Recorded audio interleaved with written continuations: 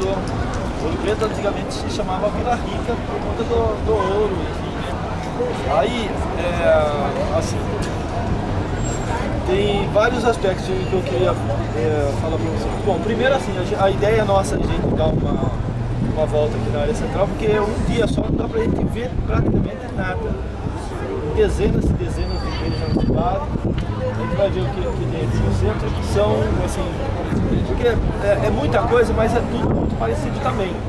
Então, assim, só da gente olhar o casario que tem aqui na praça, a gente vai ver que a cidade inteirinha tem um casario parecido.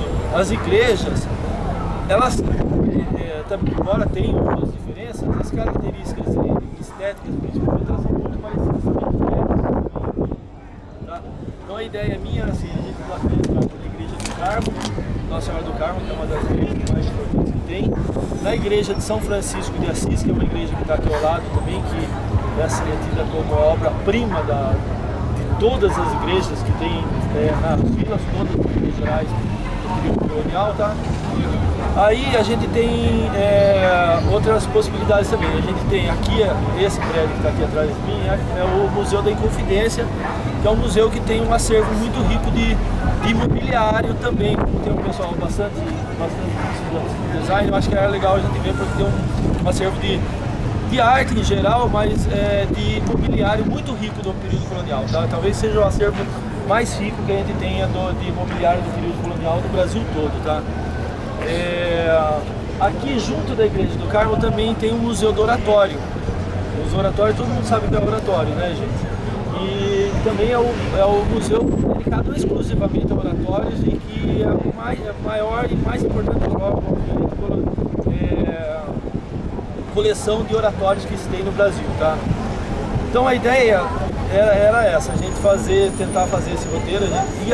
Até tem uma outra coisa que é aquele prédio que tem lá na frente, que é a antiga escola de Minas, que era uma escola de engenharia, que faz parte da Universidade Federal de Ouro Preto, e que não funciona mais como universidade, mas que tem vários museus lá dentro, entre eles o Museu de Mineralogia, que tem uma coleção quase que completa de todos os minerais do Brasil, do mundo inteirinho, tá? Nossa. Que é super legal também, se der tempo da gente visitar também, tá?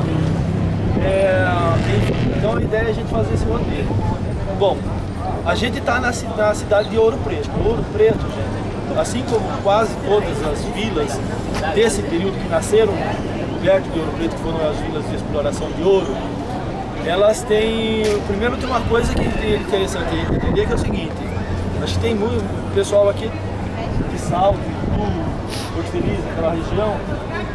Uma coisa que a gente fala, chega aqui, olha isso aqui, tudo essa coisa antiga, uma das coisas importantes de entender é que é o seguinte: isso aqui foi... a colonização aqui se deu na virada do século XVII para o XVIII, por volta de 1695, 1696.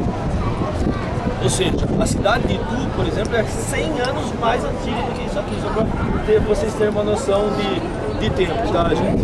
Foram, aliás, os bandeirantes que vieram de São Paulo, alguns inclusive vieram lá da região de Santana do Parnaíba, por exemplo, que acabaram descobrindo ouro aqui, dando início à colonização dessa região aqui, tá? Mas enfim, a gente tem dezenas de cidades aqui que são essas cidades de exploração de ouro, tá? Essa questão do ouro, ela é importantíssima, ela faz uma mudança drástica na história do Brasil. A gente está aí então no início do século XVIII, ou seja, 1700, no início do século XVIII. Lembre que até esse período, quase tudo que existia de importante na história do Brasil está onde? Está lá no Nordeste, tá? A gente tinha cana-de-açúcar lá no Nordeste, de Bahia até o Pará, praticamente a exploração de cana-de-açúcar nesse período. Nesse período exatamente também tem uma crise da cana-de-açúcar rolando por lá, e é o período em que eles se encontram, esses bandeirantes que vêm lá de São Paulo, acabam descobrindo ouro aqui nessa região. Essa coisa do ouro é extremamente interessante também, porque desde Cabral, desde a chegada de Cabral e Caminha aqui no Brasil, os reis portugueses que estavam mandando seus navegantes para essas grandes explorações náuticas, eles estavam interessados em ouro.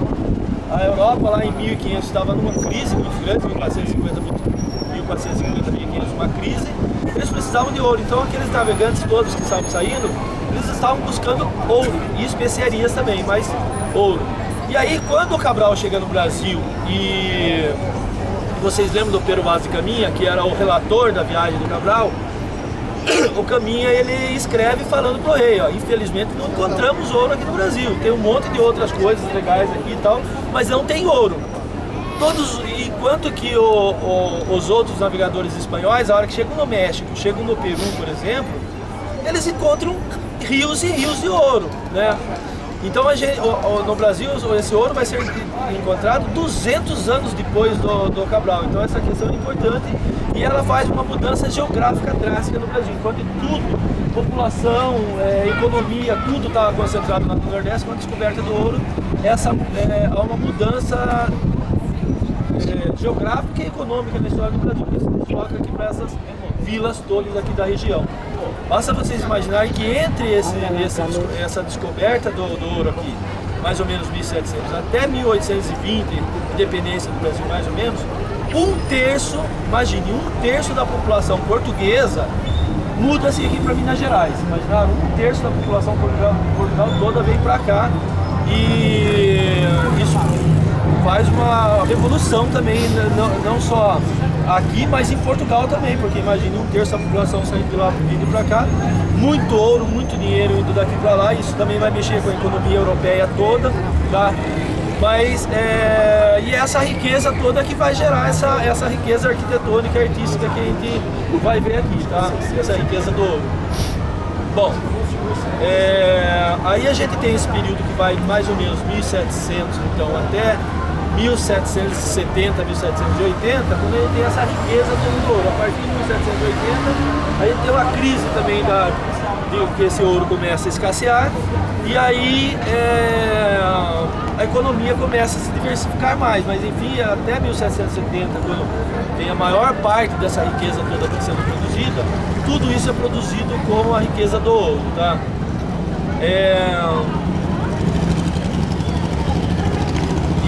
Isso vai fazer com que haja uma mudança, não só nessa situação toda, só para vocês terem ideia. Uma das outras coisas que muda no Brasil é a própria capital. A capital brasileira era Salvador, 1755 a capital muda para o Rio de Janeiro por conta dessa riqueza estar aqui concentrada aqui na região sudeste, tá?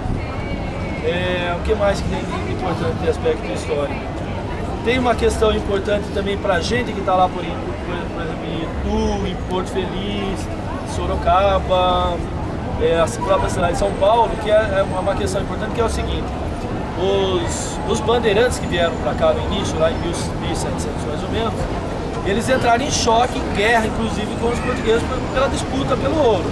Muitos voltaram para São Paulo, muitos foram mortos em guerra. Tem a famosa Guerra dos Emboabas lá em São João del Rei, em que os paulistas são destroçados pelos militares portugueses, mas enfim, há uma questão importante que eu queria que vocês separassem, que é o seguinte: se vocês olharem na arquitetura que a gente tem aqui, a gente vai ter, por exemplo, em Itu, uma situação do casario colonial. Tem algumas casas lá em Itu ainda, pelo menos uma meia dúzia de residências, que são de mais ou menos 1780, 1800 mais ou menos, e que sobraram, estão lá até hoje.